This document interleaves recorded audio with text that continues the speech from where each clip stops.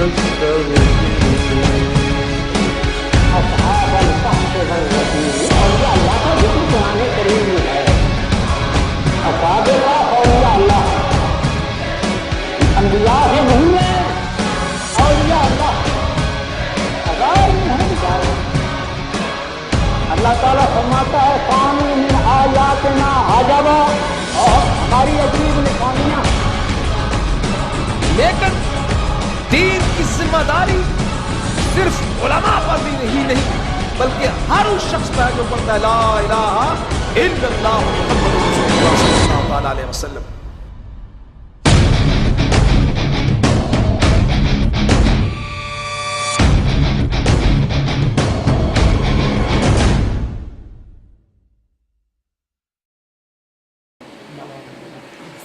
یہ تھے جناب محترم مکان بوستانی اہل سنت جناب مولانا بوستان قادری صاحب اپنے صحافتی خیالات کا اظہار فرما رہے تھے اور بڑی ہی خوبصورت تجاویز بھی دی، اور یقیناً یہ وقت کی ضرورت ہے. اس حوالے سے بھی ہمیں سوچنا ہوگا. ابھی تشریف لاتے ہیں شیخ الحدیث حضرت علامہ مولانا شرف الدین مدظل العالی، آپ تشریف لائیں اور اپنے زرعی خیالات کا اظہار فرمائیں. محبت کے ساتھ نعرے کا جواب دیجیے گا.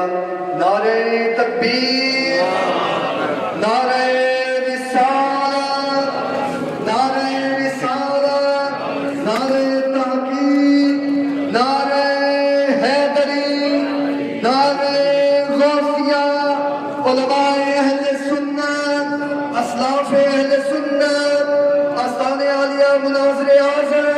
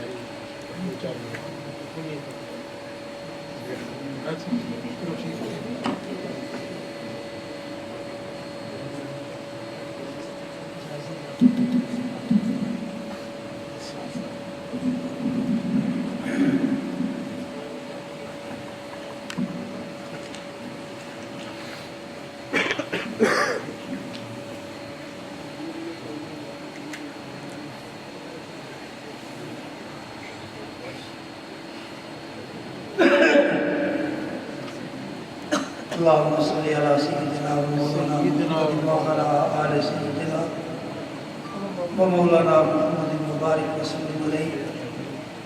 رب اشرح لي صدري ويسر لي أمري واحلل عقدة من لساني يفقهوا قولي.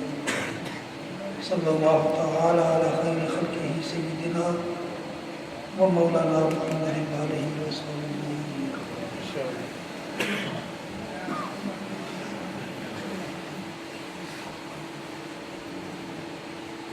الحمد لوليه ثم الصلاة والسلام على نبيه وعلى آله وصحبه ومن اتبعهم أجمعين. أما بعد، فقد قال الله تبارك وتعالى وكان أبوهما صالحا. صدق الله مولانا العظيم. حضرات سامعین کرام،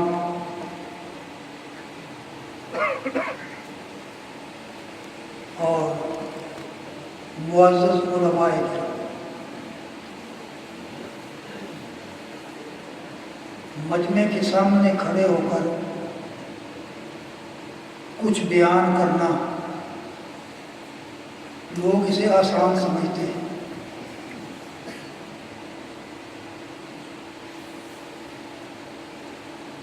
لیکن آسان بات نہیں. سیدی سرکار غوث اعظم رضی اللہ تعالی عنہ جب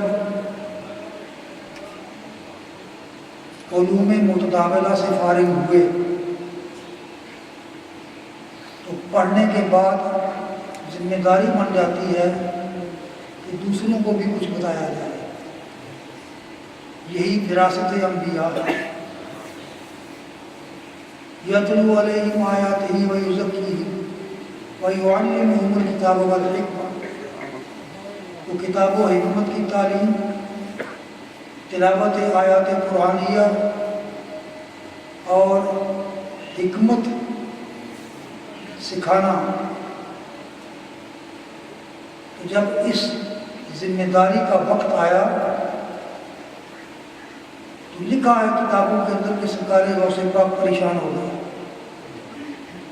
کبھی کام کیا نہیں ہے. ہم لوگ بیٹھ کر چٹائیوں پر بیٹھ کر سامنے ڈیسک یا پھٹی رکھ کر تو پڑھتے پڑھاتے وہ معاملہ اور ہے. کھڑے ہو کر اپنا معافی ضمیر بیان کرنا یہ خالہ جی کا باڑا ہے. حضرات علماء کرام کی طرف سے معذرت میں قبول کرتا ہوں کہ جب جامعہ نظامیہ میں داخلہ لیا اور اس سے پہلے 56 اور 55 کے اندر انجمن نعمانیہ میں قرآن پاک پڑھا. اس وقت کے بورڈ پر لکھا ہوا تھا علوم و فنون کی مرکزی درس پر، جو پورے سارے 10-12 سال پڑھنے کے بعد بھی سمجھ میں نہ آیا علوم تو ہوتے ہیں، فنون کیا ہے. سر پڑھی، نحو پڑھی، فلسفہ پڑھا، منطق پڑھی، حدیث پڑھی، شرح حدیث پڑھی، قرآن کریم پڑھا، تفسیر پڑھی. یا اللہ فنون کیا ہے؟ ان میں سے ایک بھی فن نہیں ہے.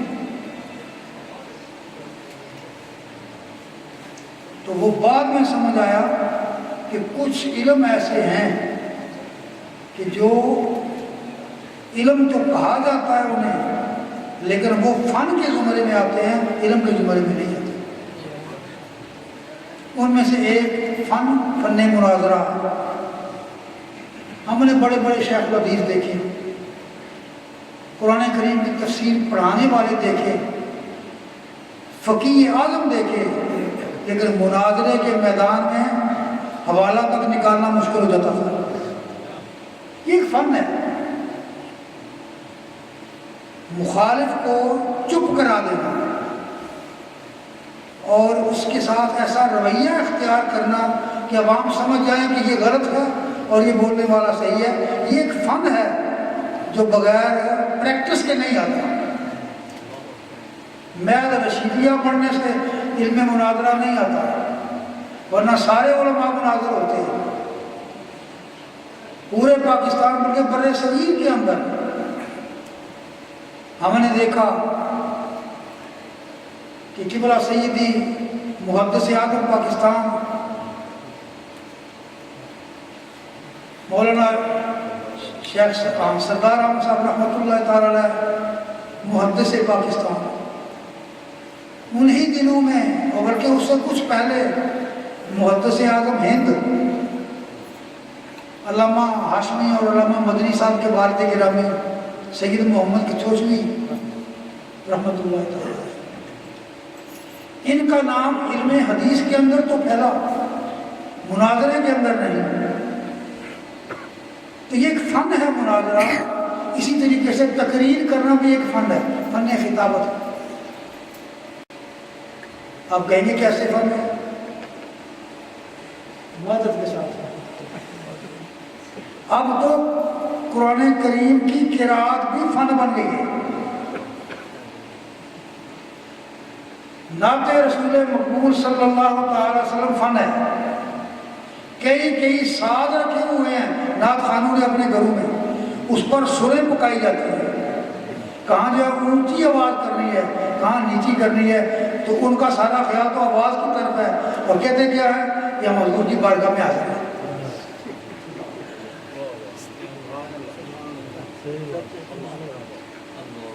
ایک مرتبہ مجھے اتفاق ہوا ویب سائٹ کھولنے کا، قاری عبد الباسط رحمۃ اللہ تعالیٰ علیہ اور دیگر جو قراء اپنے دور کے ممتاز قراء تھے،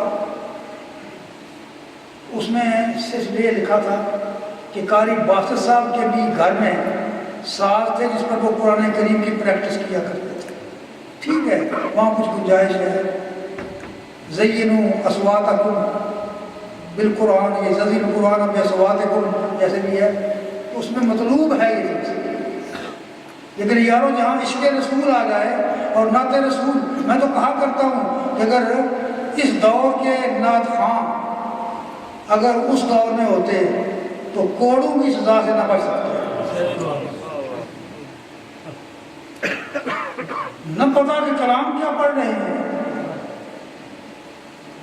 اور نہ سامعین کرام کہ بس سر لگائی سبحان اللہ. مجھے بزرگوں کا واقعہ یاد آ رہا ہے. وہ ایک دوست کے پاس کے بیمار تھا، حال وال پوچھا تو پوچھنے کے بعد الحمدللہ پڑھا. بعد میں اس کے چلے آئے. 30 سال متواتر بے محل الحمدللہ کہنے پر استغفار کرتے رہے کہ یا اللہ میں نے تیرا کو شکر ادا کرنا تھا، اسے تیمارداری یا اسے جو ہے حوصلہ دینا تھا کہ کچھ نہیں اللہ تعالیٰ مہربانی کرے گا، تو میں نے الحمدللہ، یہ شکر کا کون سا مقام تھا. تو 30 سال ہو کے میں اس ایسے الحمدللہ کے ادا کرنے پر اللہ سے معافی مانگ رہا ہوں جو بر وقت نہیں بے وقت میں نے بولا. تو ہم تو سبحان اللہ بولتے نہیں، بلائے جاتے ہیں ہم سے. پور پٹان شعر دوبارہ وہ دور نکل گیا. تو تقریر کرنا بھی، خطاب بھی ایک فن ہے، فن خطابت. اگر زندہ ہوتے شبیر شاہ صاحب کے حفظ آبادی رحمۃ اللہ تعالیٰ تو میری بات کی تصدیق کر دے، کیونکہ فن خطابت کے امام تھے. اور یہ فن بغیر محنت کے اور بغیر پریکٹس کے جو ہے یہ اللہ تعالیٰ کسی کو عطا فرماتا ہے. قبلہ مناظر اعظم مولانا محمد عمر عشری رحمۃ اللہ تعالیٰ علیہ اپنے فن کے امام تھے، لیکن اسے فن میں اس معنی میں نہیں کہہ رہا کہ وہ بیٹھ کر گھر میں تو پریکٹس کرتے تھے. پہلے جو ہے وہ سی ڈی یا اس پر لگایا، پھر سنا کہ میں نے کون سی غلطی کی ہے.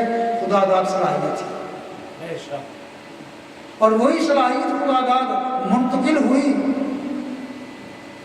ان کے آگے صاحبزادے میرے ساتھی مولانا محمد صدیق کی خطی کلاس فیلو جامعہ نظامیہ کے اندر اکٹھے پڑھتے رہے.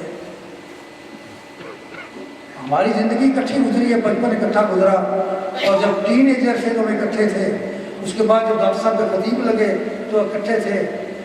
لیکن ہمیں ان کے گھر میں کوئی ساتھ نظر نہیں آیا جس پر جو ہے وہ تقریر کرتے ہوں، بلکہ مناظر اعظم محمد عمر عشری رحمۃ اللہ تعالیٰ کی جو قرآن کریم پڑھنے کی طرز تھی. حقیقت یہ ہے کہ اہل حدیث کہنا نہیں چاہیے اہل حدیث.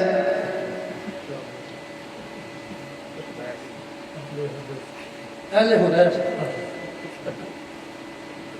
اور میرے ایک محترم بزرگ تھے مفتی اعجاز علی، وہ جب بھی دیوبندیوں کا نام لیتے تھے تو مسجد اب کیا کہوں دیوبندی کہتے تھے. تو اہل حدیث چھپ چھپ کر مناظر اعظم کا قرآن سنتے تھے. اگر وہ کہتا تمہارا عقیدہ تو ملتا نہیں ہے، تم نے کافر کہتے ہو، کہتے ٹھیک ہے عقیدہ مختلف ضرور ہے، لیکن جو قرآن کا مزہ ہے قرآن پڑھنے سے اور سننے سے آتا ہے وہ ہمارے کسی مولوی کے اندر نہیں. تمہارا لیے میں نے تمہید باندھی اگر وقت نہیں تھا. جو آیت کریمہ کا ایک چھوٹا سا حصہ کا کانا ابوہما صالحا، حضرت موسیٰ اور حضرت خضر علیہ السلام، بڑا مشہور واقعہ قرآن کریم کے اندر. اور اس واقعہ میں تیسرا جو آخری واقعہ کہ پنڈ چلے گئے، ایک گاؤں میں چلے گئے، دیکھا تو لوگ وہاں آ جا رہے ہیں، کہنے لگے خدا کا واسطہ بھوکے بابا اس روٹی سے دو، بابا جاؤ کر دو، ہم تمہیں مہمان نہیں بنائیں گے، ہمارے پاس کچھ نہیں ہے۔ اس سلوک کے بعد حضرت خضر علیہ السلام نے ایک دیوار ٹیڑھی سی دیکھی تو اسے جو ہے وہ سیدھا کھڑا کر دیا تاکہ وہ گرے نہ۔ تو موسیٰ علیہ السلام کہنے لگے کاش کہ دیوار سیدھا کرنے کی کچھ اجرت ہی مقرر کر لیتے، اگر مزدوری تو کی ہے تو 4 پیسے مل جاتے تو کھانا لے لیتے اور کھا لیتے۔ اب جب ان 3 باتوں میں سے تیسری بات یہ دیوار سیدھی کرنے والی، اس کی تعویل اور اس کا معاملہ اس میں کیا تھا، تو قرآن نے اسے بڑے عجیب انداز میں بیان فرمایا، اما الجدار فکان لغلامین یتیمین فی المدینہ، وہ جو دیوار تھی وہ مدینہ کے اندر 2 یتیموں کی دیوار تھی۔ اب یہ مدینہ کون سا ہے؟ بعض علماء نے اس مدینہ کے تحت تفسیر کرتے ہوئے مدینہ منورہ کا نام لیا ہے۔ کس مدینہ سے مراد مدینہ تو رسول ہے صلی اللہ علیہ وسلم، لیکن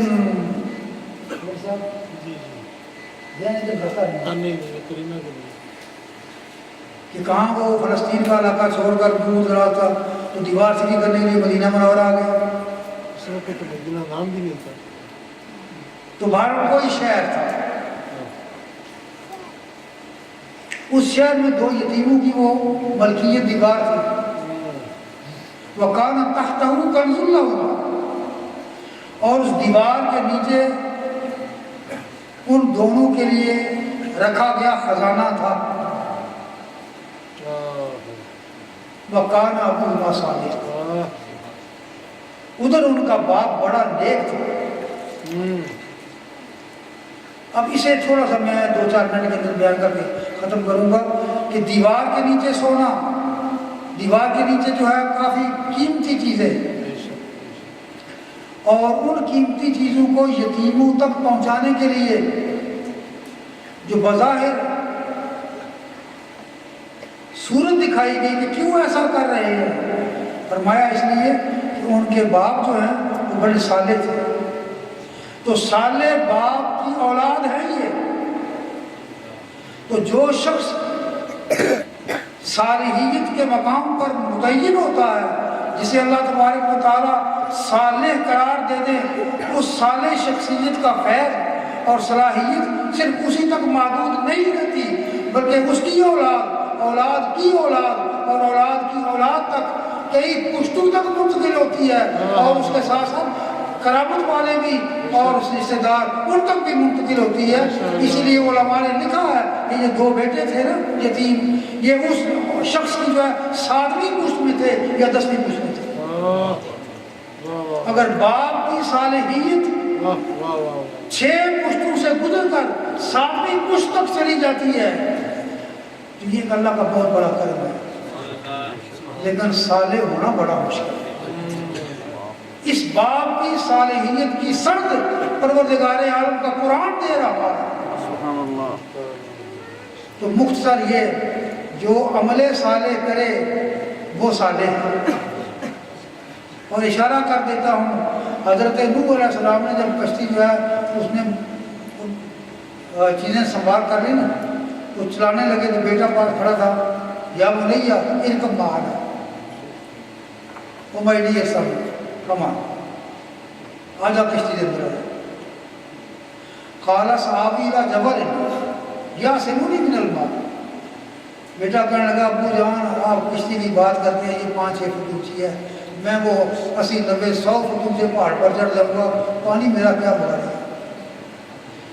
ادھر سے پانی کی ایک جب وہ لہر آئی غرق ہو گیا تو حضرت نوح علیہ السلام نے عرض کی باری تعالیٰ وہ تو میرا اہل تھا، میرے گھر میں سے تھا، گھر کے افراد میں سے تھا، تو تو نے وعدہ کیا تیرے گھر والے بچا لوں گا۔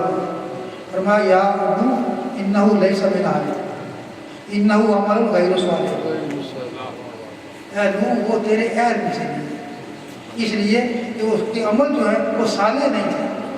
تو عمر اگر صالح ہوں تو صالح باپ چاہے 9 پشتیں دور تک ہو اس کا فیض جاری رہتا ہے، اور اگر ہم صالح نہ ہوں تو پھر وہ فیض اس تک نہیں ہے، آگے کہاں جائے گا آگے۔ تو عرض کرنے کا مقصد یہ ہے کہ یہ کہ ہمارے یہاں آپ دیکھتے ہیں کہ مولوی کا بیٹا مولوی، مولوی کا بیٹا مولوی، اس میں کچھ ہے ویسے، اگر سے 100% ٹھیک نہیں ہے، علماء کرام نے تردید کی ہے اس کی عقل، لیکن پھر بھی دین سے کچھ نہ کچھ تو تعلق ہے نا۔ تو مولوی کے بیٹے کے اندر کا مطلب کچھ نہ کچھ شرم و حیا ہوگی، لوگ کیا کہیں گے؟ تو اس کا وہ بیٹا دوسروں کے عام بیٹوں کی طرح نہیں ہے۔ اللہ تعالیٰ کا یہ کرم ہے، مجھے اس گھرانے کو بڑا قریب سے دیکھنے کا اتفاق ہوا۔ کانا ابو ہمارے ابو ہم وہ ابو ان کے باپ صالح تھے، باپ کے باپ صالح تھے، ان کے باپ صالح تھے۔ تو جہاں خاندان میں اتنی لگاتار پشتیں صالحین کی ہوں تو الحقنا بالصالحین کیوں نہ صادق آئے۔ اللہ تعالیٰ مجھے آپ سب کو جو ہے صالح بنائے اور صالحین کے ساتھ ملائے اور ان کے فیض سے مستفید فرمائے۔ آخر دعوانا